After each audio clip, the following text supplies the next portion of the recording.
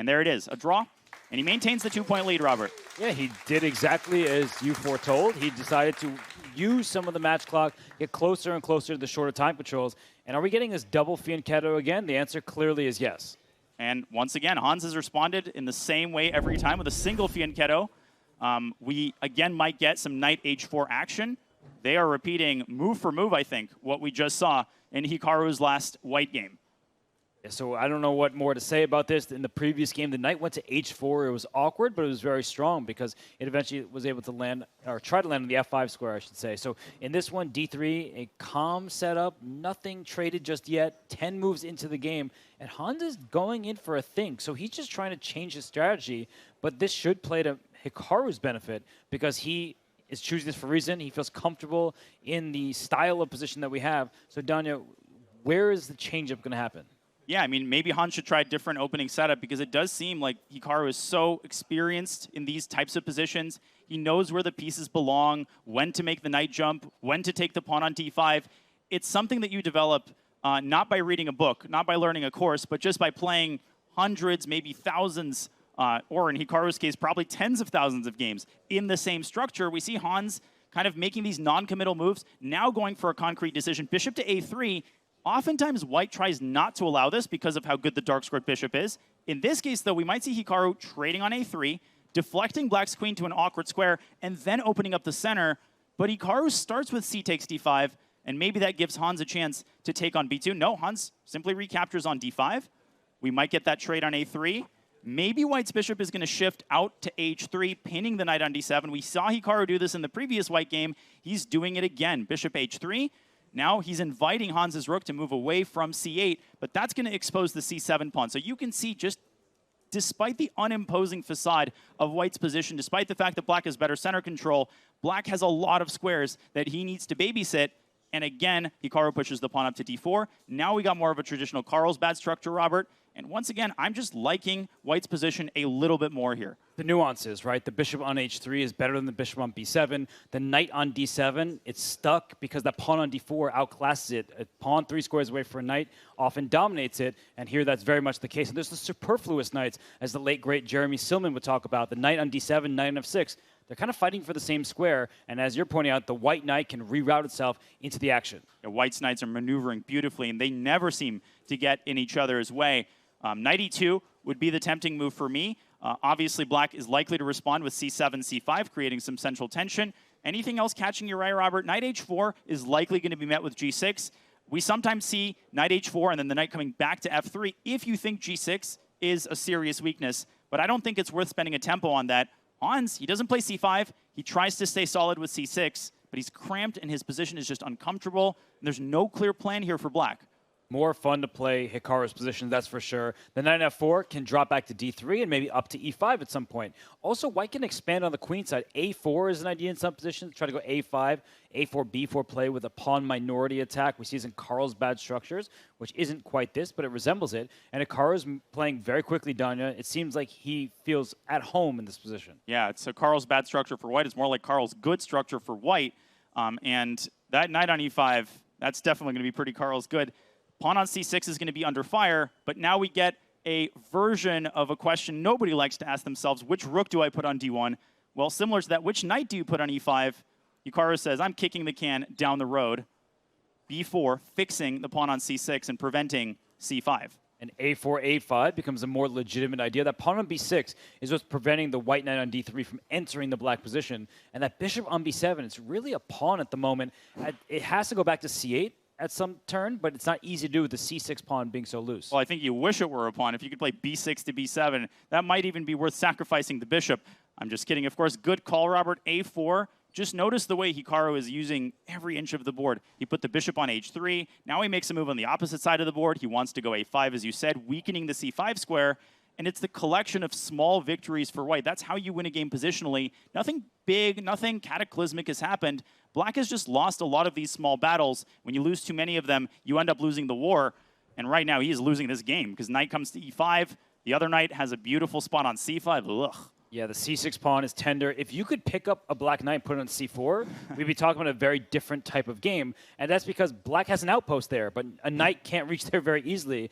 And what do you start saying, like, I really want to make this illegal move, and then I really want to make this other illegal move, that's a pretty bad sign for your position. Yeah, it is, but that's what black's position looks like to me. And I often say the side that controls the pawn breaks is the side with the advantage. And look at pawn breaks on the king side now. You can play h4, you can play f4, you can play g4. You can just throw all your pawns up the board because black's pieces are stuck on the queen side. They're passive. They're pawns in front of them. And if we talk about open lines, the c file is semi-open. White has an open line all the way up to c6. And look at black's rook on c7. It's just passively defending that pawn. And look at Hikaru go. He said, the end game will still be much better for me.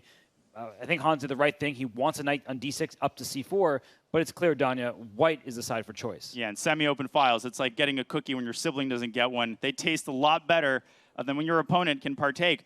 And now the decision for Hikaru, do you trade queens? This is often the hardest part of the conversion process. You've done everything right. You've gotten all the squares, but you need to make that final push. You need to convert your advantage into something tangible, either an attack. In this case, probably material advantage, because Hans is very likely to start dropping some pawns pretty soon. Don't do this at home. Don't do this unless you're a professional. Hikaru sliding his queen into b6. Black would love bishop b7, a7, just to add to our theme here. But I am getting more and more concerned here as the knight's dropping into c5. In black's position, you can just feel it creaking and crumbling. Rook c2, rook c1, some very natural moves for white, just to pile up maximum pressure on that black c6 pawn. And I've learned something new about you, Donna. You're a mean brother. I always liked it when my siblings also got to eat the sweets. So I think my brother's watching this broadcast right now, so, man, you're sabotaging me here. You sabotaged yourself, buddy. I agree. Well, that queen on b6, it's not sabotaging white's position. It's safe there, right? It's very difficult to move that bishop from b7. If you move to a8, you drop a6. If you move to c8, you drop c6. So it doesn't actually seem like black has any easy moves right now. What would you do here? Would you play knight d7, trying to trade off at least that pesky knight on e5? I'm at a loss, and I think Hans is as well. I mean, if you could go knight e8 and f6 maybe to push this knight off of e5, I think that's one move too many, because knight e8, it can run into bishop takes e4. And by the way, Hikaru also could play f3 and just kick this knight off of e4. He doesn't even have to trade it. And Hans, you could just see him piling all the defensive firepower he has to make sure that a6 and c6 are protected. Because if either of those pawns fall, he's just screwed immediately. It's one of these positions where a student gets it and like white must be winning and tries to sacrifice something or end the game on the spot. But there is no knockout. F3 kicks the knight to g5, knight goes to f4, and you see that it's still in favor of white. So I'm ignoring that question mark. I feel like it's harsh. White's position is still clearly good. And practically speaking, Danya, up a minute plus on the clock with control of every vital square, you have to like white's position. And okay, now there's some knight takes d7, queen takes, or knight takes d5 in that position. The rook on c7 was loose. Ooh, so some tactics action possible there. Hikaru has also maintained a 1-minute time advantage this entire time, which is really impressive because converting is a time-consuming process. But the queen drops back to c5. Hans has sort of beaten back the first wave of attack, but Hikaru has kept all of the fundamental positional advantages here. Knight to e6, very tempting, but maybe that single bishop endgame not to his liking. f5.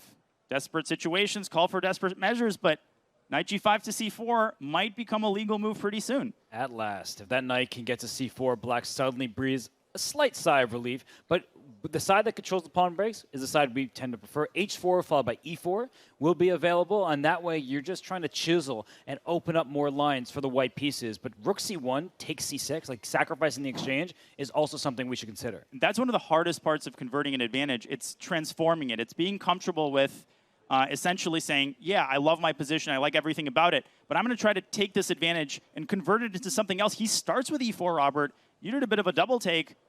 What's Hikaru seeing here? Is he going to sack a pawn to get rid of black's knight? That does not seem too convincing, because that bishop on b7, I mean, it's solid as a rock. It can eventually get involved through c8. Maybe he's playing for Hans's clock again as he gets down under 30 seconds. Black has 3 pieces staring at the square. White only has 2, but it forces black to take with a knight on e4. So it will be great knight for white against very poor bishop for black. So he's saying it's worth a pawn. And Hans, I mean, he's using all of his remaining time. He takes on e4. This position we could have predicted 20 seconds ago. And as you're highlighting there, knight e6 to c5. And if king g8 is your only move, Yikes. Well, he found it. And he found King H8 against Magnus yesterday. He lost that game in the end due to Magnus's wizardry. But what a cold-blooded response, making sure that 96 doesn't come with check. That gives him a tempo to do what, Robert, if 96 happens? There's some rookie 8 ideas, and the knight gets pinned because there's pins on the D file. Speaking of knights getting pinned. There it is. But what if the white king goes up to E3? I feel like white controls every square in this position. And 96, Hikaru finding the right time to do it. Not yet, because that rook from F8 could have gotten involved. Han's still keeping everything under control other than his clock. He's down to 6 seconds. He's up a pawn. Will we see Hikaru take it, or will he use this as an umbrella to basically keep his king away from any possible checks? There's no rush to take it. I guess black could play bishop F5 at some point to protect it, but the bishop stopped raining five hours ago. No umbrella necessary. Gosh. Oh, but look at this. It's another umbrella. That king is safe on D4, and even though black is up a pawn, black is losing because white is far more active. And finally, Hikaru finds a way to break through. The A6 pawn might be the deciding factor here. After all, the C6 pawn is long gone. Finally, you can gang up on that pawn. You can take it right now. You could bring the other rook to the 6th rank.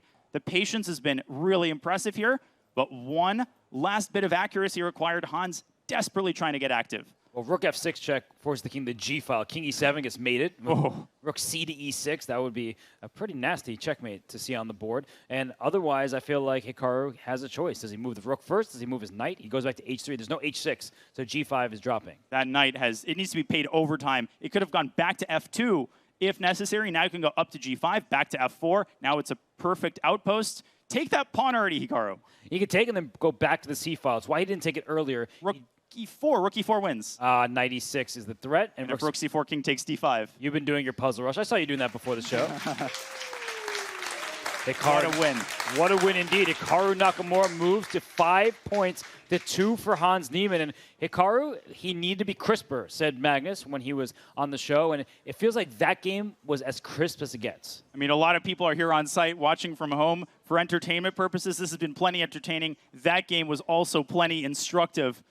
Maybe Hikaru's best positional game, maybe his best game of these live SEC finals thus far. That was really well done. And now we're back to where we left off. I mean, Hikaru keeps playing this from the black side. Hans had a slight advantage in their game a couple ago, and now F6. So this is that Hikaru Nakamura candidate's preparation. It looks very weird, that pyramid pawn structure, C7 to E5 and G7 to E5. But Danya, the light squares, those feel like they're whites for the taking, and yet this is a justified opening. The engine backs it up. Well, I thought I saw Hikaru in front of the Louvre. There's that there's that big pyramid there, so he's taking some inspiration. But against Jan Nepomniachtchi in the candidates, right, he was orienting toward the D6, D5 pawn break. I think that F5 is the more natural pawn break. This is what he's going for. But again, very cagey chess. Hikaru is not forcing anything. He likes the position to be closed. But he also needs to do something, because rook D1 is coming. The pawn on D6 is tender. And Hans is definitely not waiting for Hikaru to choose a pawn break.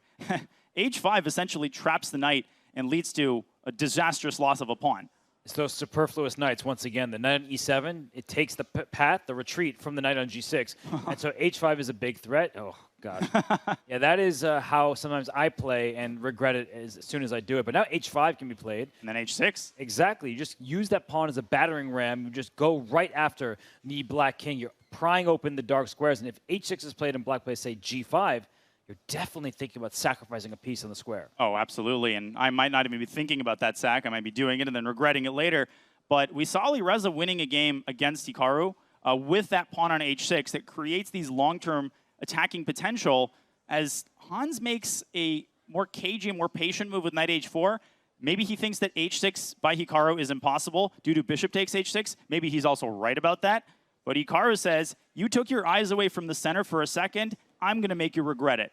And this is how you typically defend against a flank attack. You strike back in the center, and G6 is the only move. It's also a very natural move. G5, bishop takes G5. That looks too scary. Even if it didn't work, but it does, that you wouldn't play it. So G6 makes perfect sense.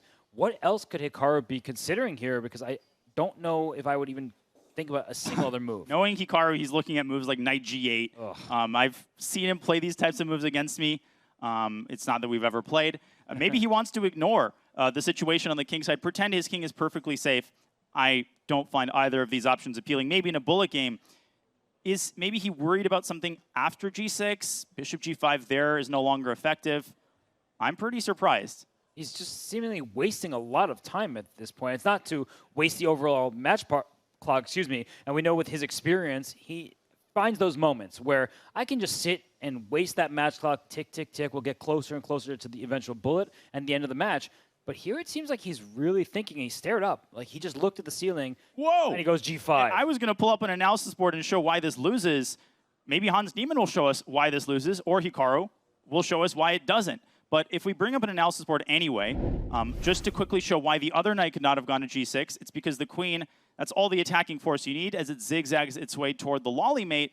Obviously, Hikaru puts the other knight on G6. Now the G7 square is defended. But Robert, I saw a move like E takes D5, and I stopped calculating because just look at black's center. It's getting pulverized, and white has plenty of attacking firepower. Hans, he starts with a check on F6, and he goes for a different approach. He takes on G6. Knight takes is impossible, so Hikaru takes back with the H-pawn. But was it necessary to clarify the situation, and doesn't that make black's defensive task just a little bit easier now? E takes D5, C takes D5, and then queen F7 is possible?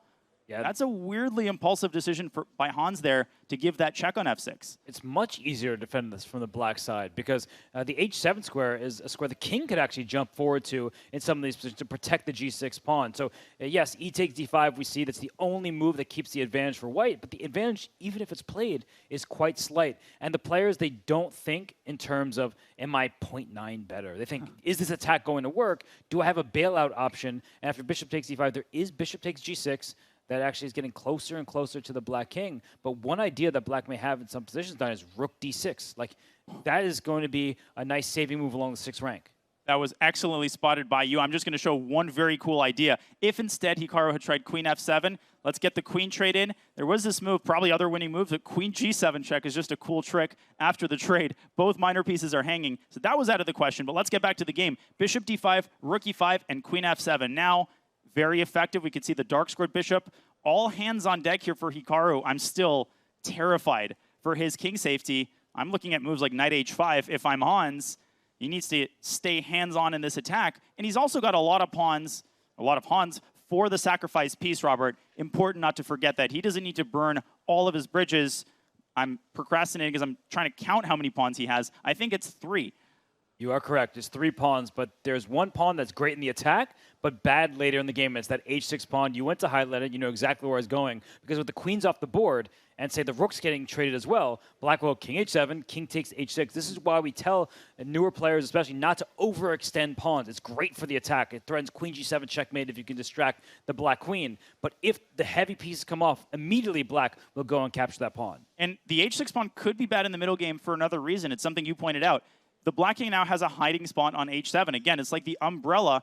If this pawn didn't exist, it wouldn't be great here, but it would also have prevented the black king from escaping through the h file, because that file would have been wide open. So what is Hans deciding between? Obviously, he can drop the queen back. He's definitely not going to take on f7 unless he feels the attack is really fizzling out. Knight h5, I keep looking at that move. It's kind of cute, but I think queen g5 is kind of better than that, because rook e7 is a threat, and Hikaru cannot hold on for a single second. Knight e6, Robert, and rook takes e6. Well, rook takes e6 does make sense. At first, I was like, what is that? But the point is that you want to take on g6 next and go right after the black king. I think the tricky part about this variation is rook e6. Let me put this on the board. Let's analyze this. Queen takes 6 and bishop takes g6. It looks like the black king just slides away. So where is bishop f5 maybe first? And you spotted that well before me. But let's say I go queen to d6. And Hans has found rook e6. Oh, my goodness. Will he find the follow-up? Because this looks, I mean, like black is about to hold, but there could be some bishop f7 with queen g7 mate coming and knight f5 bringing more firepower into the action. This is just not easy to go forward. Let's go to the live game. Yes. If we can. And he's found both of these moves. I mean, Hans, when he is in the flow, he is such an incredible player. And bishop f5. This is the double exclam move. The computer's wrong. Because if he had taken on g6 immediately, in this very position, the black queen would have been on e6 instead of on d6, and you wouldn't have had the ability to jump the knight into the attack with tempo. This is what Grandmaster level attacking chess boils down to, Robert. And he found knight f5. Can he find the finishing touch, that cherry on top of the Shirley Temple? What is it? How do you finish this? Rook e1? This is exactly where, when you see the engine, it can be misleading. Because it says +5. It looks like white's winning. It's sky high. But then you have to find the knockout. Rook E1 looks like a great move. Bring that last piece into the attack. As you're pointing out, knight E7, move the bishop away from G6, get a knight to G6. But you start seeing ghosts sometimes in these positions, like Rook D7. You're covering the 7th rank. And he plays knight E7, and the engine doesn't like it. And Queen E5, this is what Hans is so attracted by. But that bishop on A7, I pointed out it a long time ago, it has lain dormant for so long. Is it time for it to join the defense? It does slice off the rook on A8. Maybe Hikaru can take on E7. That looks way too terrifying. It helps White's rook get in. He does play bishop E8. Oh, Queen F6. Oh, that deserves a triple exclam. A queen sacrifice, a deflection, and a back rank mate. And it was important that he sliced off the rook.